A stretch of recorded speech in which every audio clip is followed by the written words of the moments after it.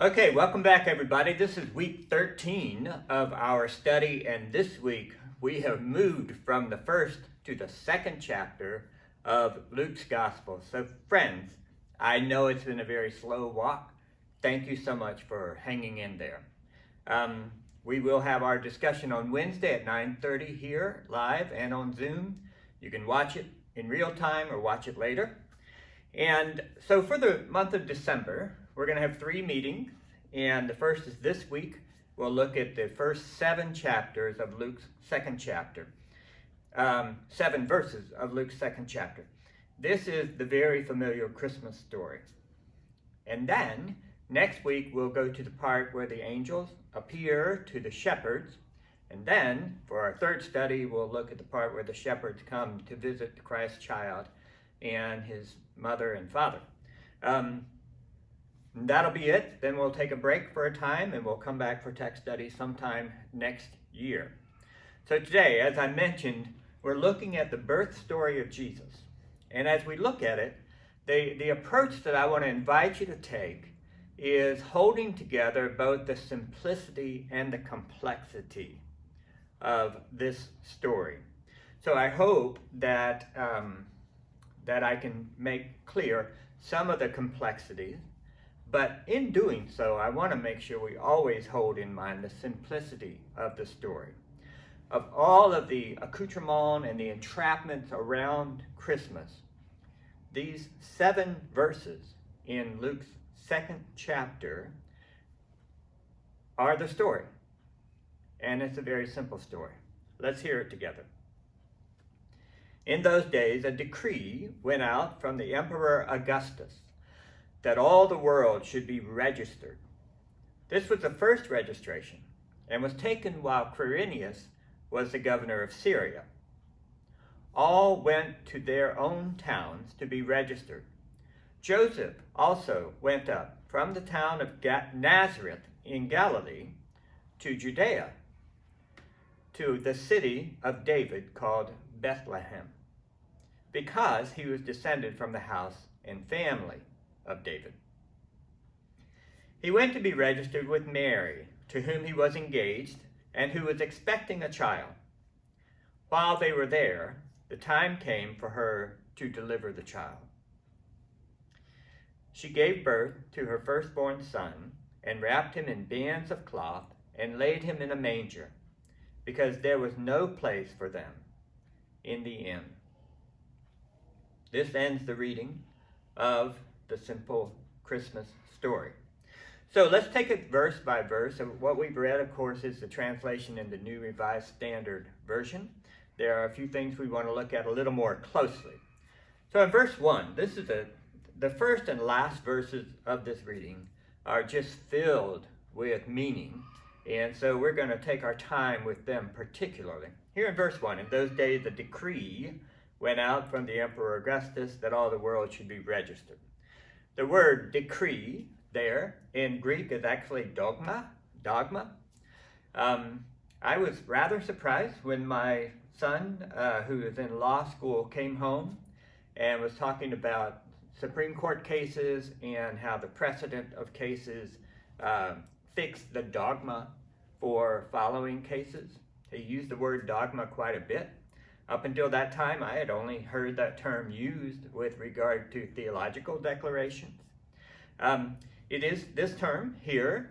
It is a dogma. It is a decree. It is something announced from the Caesar Augustus. You can think of it like a Supreme Court opinion, where another translation of the word dogma could be opinion, as a matter of fact, and it becomes the essential tenet for following decisions. In this case, it's a one-time law that all the world should be registered. Let's look at that a little more closely. The word translated world here is not cosmos. This is not the term we're most familiar with, for God so loved the world. That would be the cosmos. Another term sometimes translated world is geo, right? And we've adopted that into our language. But this is the word oikumene. And you may remember when we talked before about the word for house, it's oikos. So the first four letters of oikumene is the root, which is oikos. And oikumene, or it transliterates into English as ecumene or ecumenical. So if you ever hear about a council being called together, that's an ecumenical council, or a group of churches from all different denominations being an ecumenical group, this is the root for that word. And it's translated the world. Obviously, it's not all the world. There's no one in China going to be registered because of the decree of Caesar Augustus. So really, while it's translated world, it really means the Roman purview and part of the empire itself, that they may well have referred to as all the world.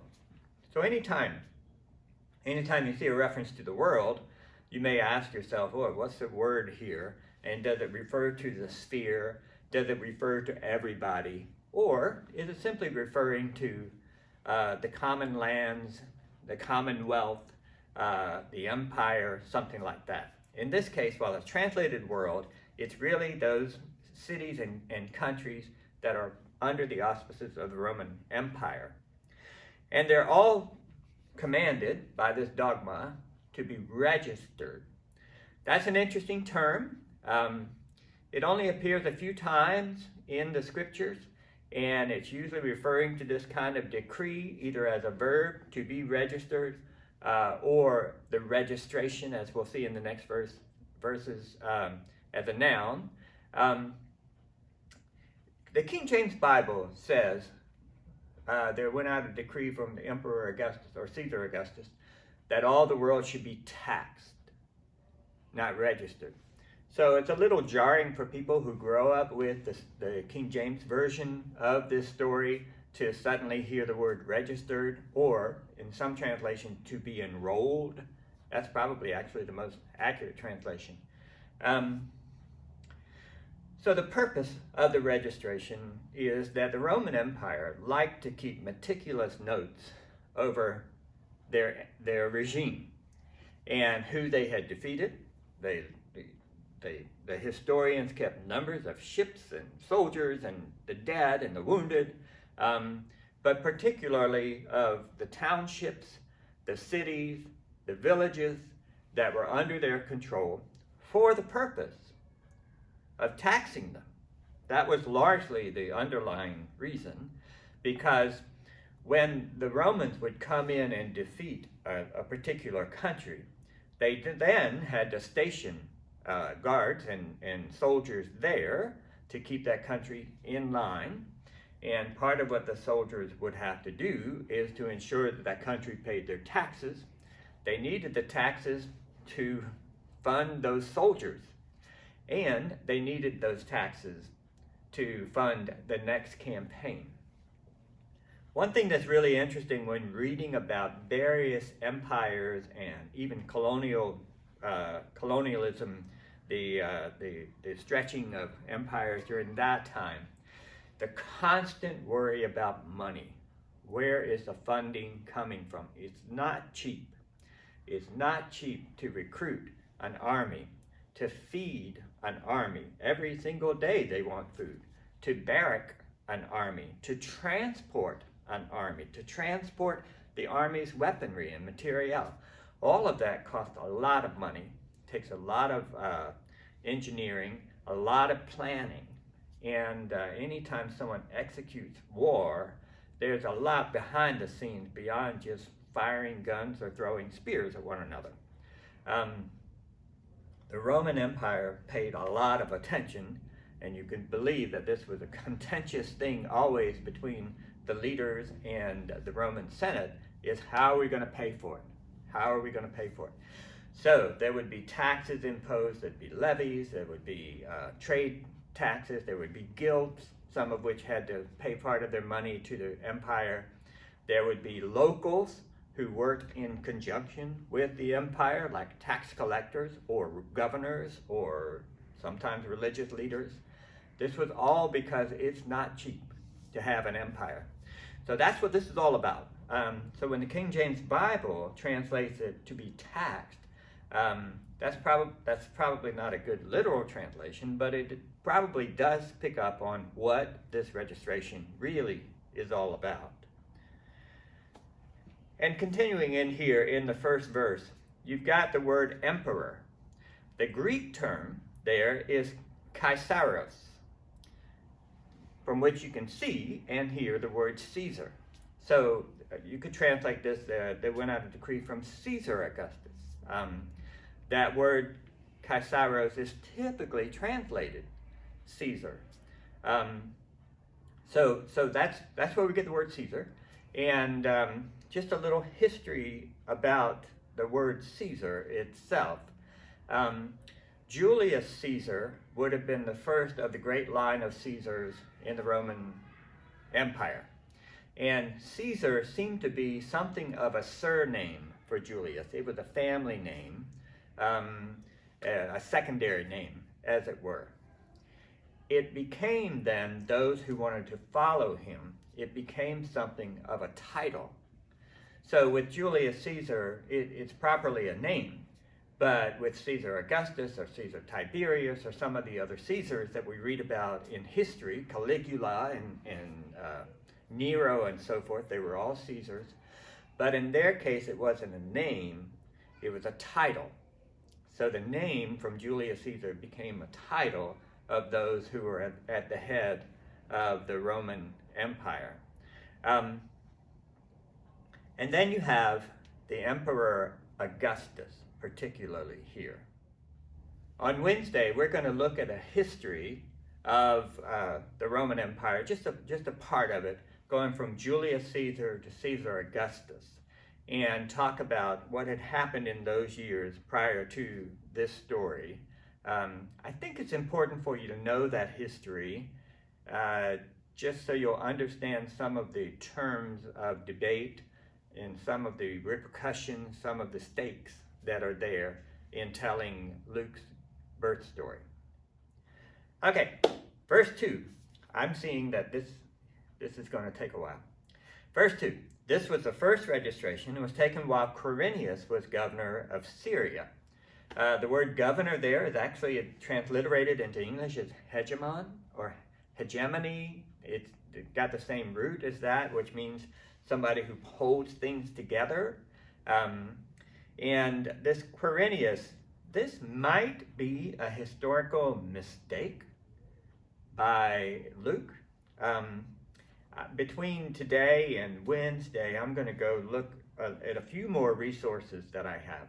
But Thayer's lexicon of the Greek English language argues that Luke is mistaken here. That Quirinius was the governor of Syria when the second registration happened that you see reference to in the book of Acts. There's a moment in the book of Acts where Gamaliel gets up and talks about some history. And in talking about that history, he mentions a registration. And Thayer's lexicon says that's the one that was, Quirinius was over Syria. There was a different governor of Syria at the time of Jesus' birth, according to that lexicon. But it is interesting that Luke mentions this is the first registration. It's almost like saying, think of the difference between saying, this is my spouse, or this is my first spouse. If you're newly married for the first time, it's not recommended to refer to your spouse as your first spouse, right? The first implies a second or more. And we get that from Luke. He's certainly aware that this is not a one-off event. This is part of what it means to live under the empire. And we're going to see that mostly in this verse. All went to their own towns to be registered. I'm not entirely happy with the translation here because I think it doesn't pick up on something that Luke says very deliberately. So my translation is that, and all went to be registered, each in their city. The New Revised Standard Version takes that word for each and makes it their own city, which is fine, it's a legit thing. But I think the contrast between all and each is important here, because in some ways, I think that helps us understand what it means to live under the empire. What does it mean to live under the empire? It's a totalizing view of the world. All and everybody is implicated. And while you and I may hear that and say, wow, that's just how life was, just imagine living there, that there is a country, there is a group, there's a senate, there's an emperor somewhere who get to tell you what to do. And just by virtue of the fact that they have defeated your armies in war, they can tell you what to do. It can be great. They can be very helpful. They can bring innovation and trade and all kinds of things into your existence that perhaps you couldn't do before. But they can tell you what to do. They have control over you by virtue of the fact that their armies have defeated yours. And you have to live with that all the time. And when the Emperor Augustus makes a dogma that all the world, all the empire, should be taxed, all of you and each of you has to go be registered. You have to do that. Now, there may be some in the hill country or some in the wilderness who somehow try to get outside of this grid and avoid it, but by and large, this means you. And that's part of what it means to live under an empire is you don't have autonomy as an individual or as a people. What you have is freedom that's permitted. And that's different from having freedom per se. So just think about, apart from the Christmas story itself, think about just what it means to live under those kinds of conditions. But then put the Christmas story in that. Why are we in Bethlehem in Luke's story? Because Caesar Augustus said you had to go there. I have a Christmas trivia quiz that I often like to pull out.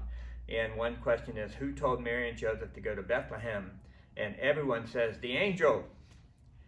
And the angel had nothing to do with it. Caesar Augustus told him to go to Bethlehem. And that's an interesting thing.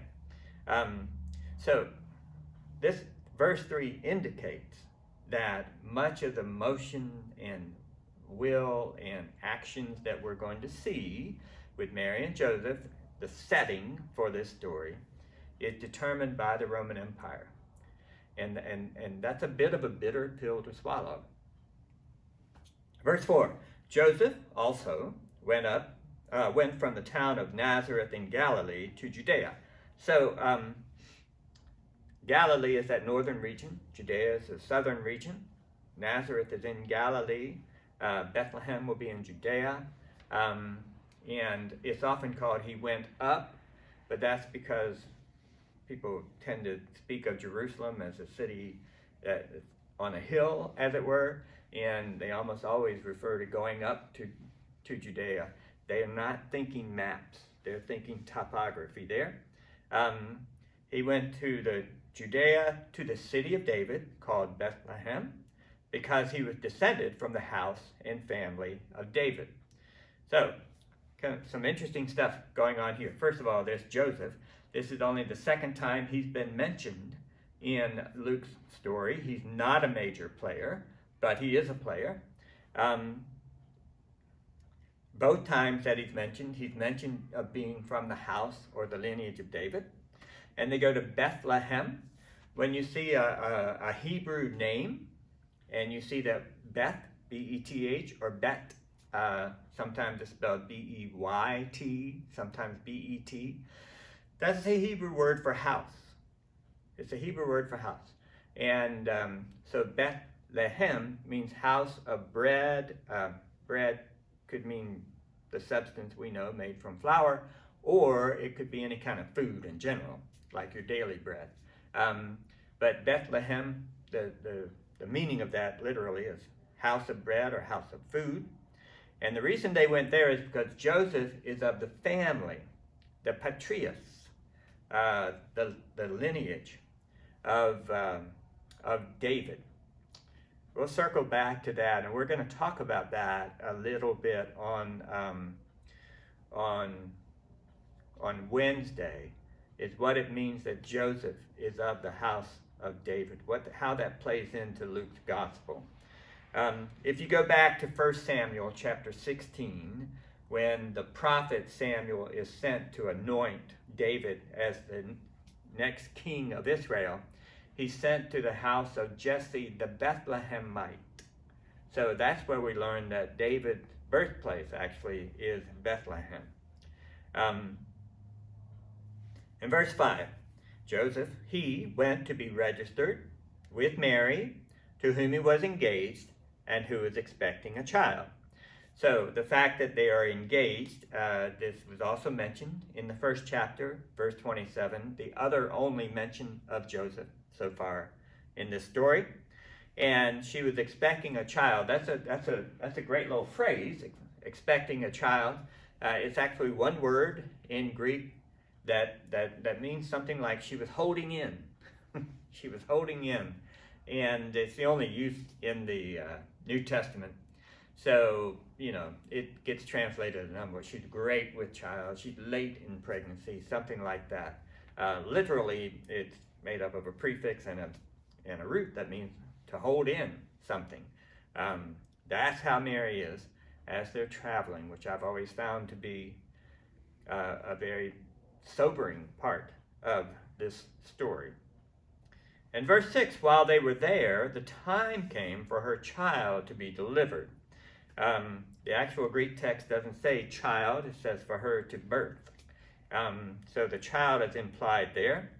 And the time came, the word translated came is actually the word fulfilled. It's the same root that we saw when someone's filled with the Holy Spirit. Again and again throughout this story. Time can be fulfilled as well. And that's what we're seeing here, that Mary's time is fulfilled. And now the last verse. And she gave birth to her firstborn son, and wrapped him in bands of cloth, and laid him in a manger, because there was no place for them in the inn. So firstborn, this is actually a technical term, prototokos. It takes the root is the same word of giving birth that we've seen over and over again, both with respect to Elizabeth and Mary, and then the prefix proto, which means first. This became a term of contention later in the church's history, whether the only born or the firstborn, what it means to be the firstborn, and so forth. We're not going to get into that, and neither should they have gotten into it. But I do want to say that the idea of the firstborn is a big deal in the Old Testament. It's a big deal with regard to human children, but also the firstborn lamb, firstborn goat, firstborn oxen. Often they had to be sacrificed as a way of giving thanks for the process and the prosperity of having sheep, goats, oxen, and so forth. The first fruits, you've heard, right? These are the firstborn fruits. Often the idea was offering the firstborn was a way of showing intense gratitude. So that term actually has a lot of history behind it. And it's interesting that, we don't need it here. We know that Mary is a virgin, and this would obviously not be a second child if she's a virgin. But of course, it wouldn't be a first child if she's a virgin, right? Except for God's great action. So we have a firstborn child to a virgin.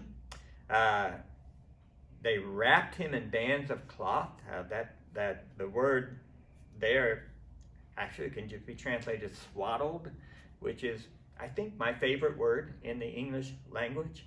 I love the idea of swaddling a baby. I'm a bit claustrophobic myself. The idea of being kind of bound up in bands of cloth is not a fun one for me, but it brings a lot of snuggly comfort to children.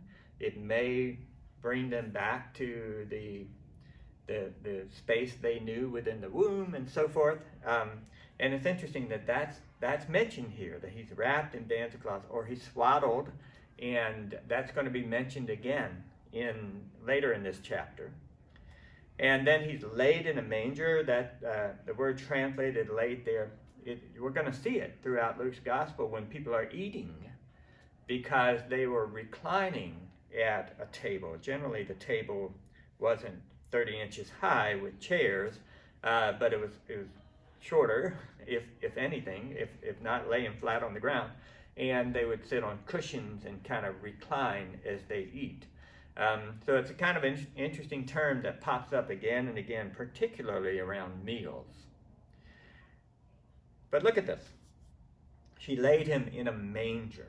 This is the only use, except for one other, that we're going to see this term.